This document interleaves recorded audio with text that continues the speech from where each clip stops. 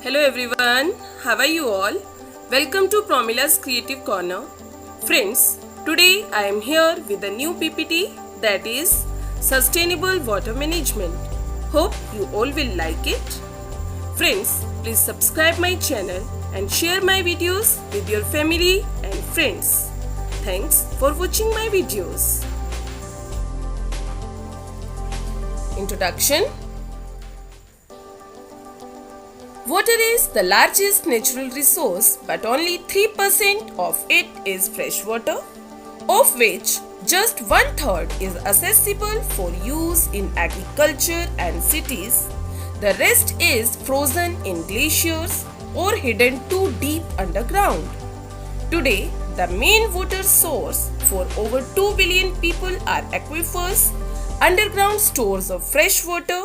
As income levels have risen globally, so has the demand for water-intensive goods such as manufactured meat and dairy products, stressing global freshwater resources.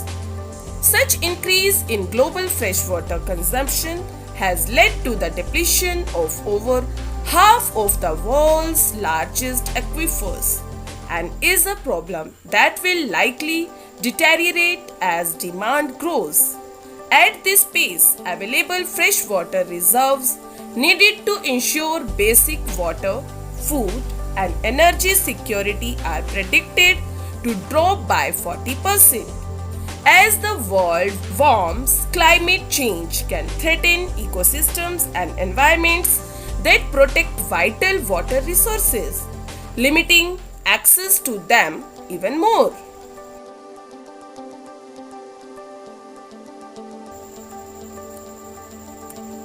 Water in a changing climate.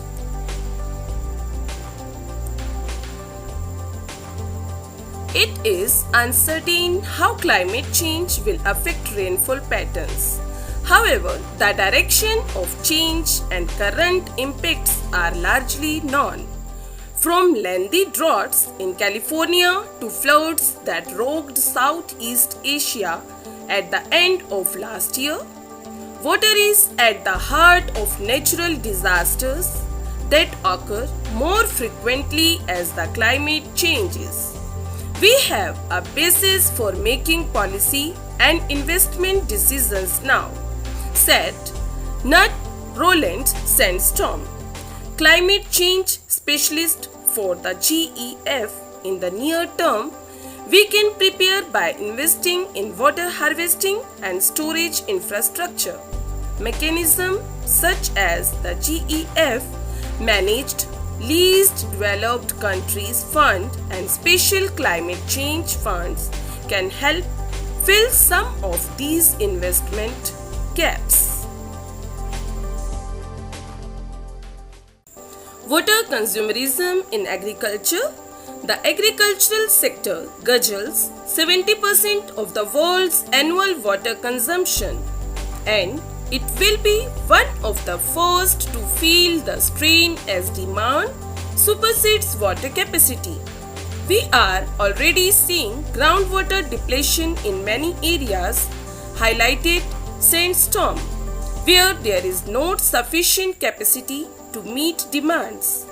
We will see production decrease, which will directly affect farmers' income and food security. Making modern agriculture less water intensive is a global task that the GEF is working to fulfill through agroforestry. Maintaining vegetation is key to reducing groundwater runoff and preventing land degradation. However, the expansion of agricultural or pasture land often goes hand in hand with deforestation.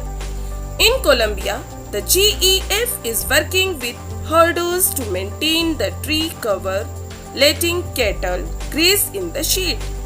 It has not only improved the productivity of pastures, but also reduced water consumption. Wetlands preservation. Wetlands are natural buffers that protect fresh water from contamination and dry spells. In Burkina Faso, overgrazing degraded pasture land and water resources. A least developed countries fund project to better manage the wetlands basin in the country's north will help farmers withstand the effects of climate change. It will also ensure maintenance of the lakes and streams they depend on to raise livestock. Food, energy, water nexus. Just as ecosystems are interlinked, so are food, water, and energy sectors. In the past decade, the GEF has championed an integrated nexus approach to promote water, food, and energy security. Water in cities. According to the 2014 Nature Conservancy study, 1 in 4 large cities is water stressed. Every day, cities across the world move 504 billion liters of water across 27,000 kilometers to hydrate their populations and industries. For this purpose, watersheds are outstretched beyond their physical footprint. Lima, according to the World Bank data, is the second biggest city in the world built in a desert. Here, the disproportionate growth of urban zones means that basic services are not readily available and use of limited water resources is not efficient. For Bogota, the Colombian capital, future water supply for its 7 million residents depends on the sustainable management of high mountain wetlands and ecosystems.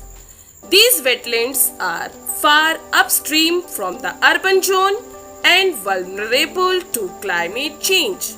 To preserve them, the GEF through the Special Climate Change Fund is helping national and municipal authorities take early action to adapt to global warming effects on local water supplies.